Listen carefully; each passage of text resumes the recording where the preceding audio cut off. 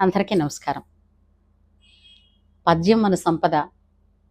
పద్యంలో దాగి ఉన్న మన ధర్మము, సంస్కృతి, అలాగే జీవన విధానం ఇవన్నీ కూడా మనకి కాని ఖర్చు లేకుండా మన పూర్వీకులు పద్యాలలో పొందుపరిచి మనకు అందించారు.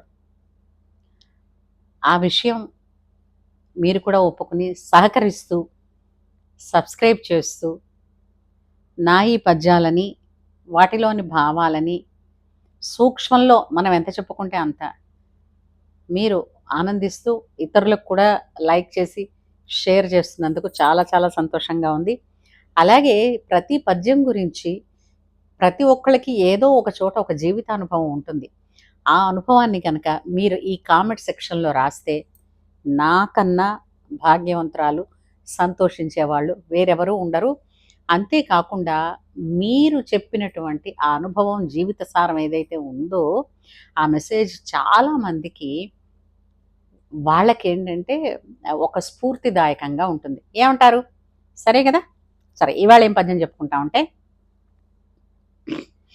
మేడి పండు చూడ మేలిమై ఉండును, పొట్ట విప్పి చూడ పురుగులుండు.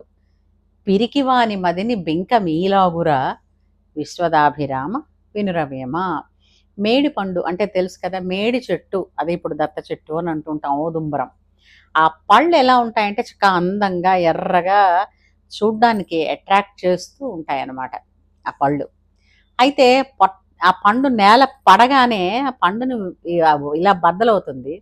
విచ్చిపోయినప్పుడు దానిలో ఉండేవన్నీ పురుగులే అన్నమాట.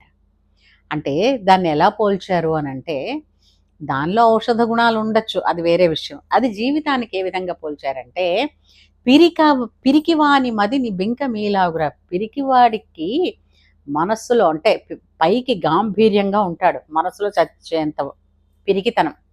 ఆ పిరికివాడి మదిలో ఉండేటటువంటి బింకం మనకేంటంటే పైకి అబ్బా వాడు చాలా ధైర్యవంతుడే అనుకుంటూ ఉంటామే.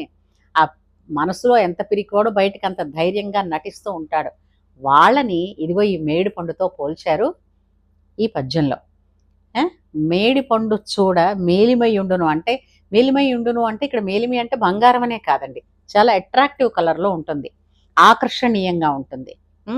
పొట్ట విప్పి చూడ పురుగులుండు, దాన్ని ఓపెన్ చేస్తే కదా తెలిసేది.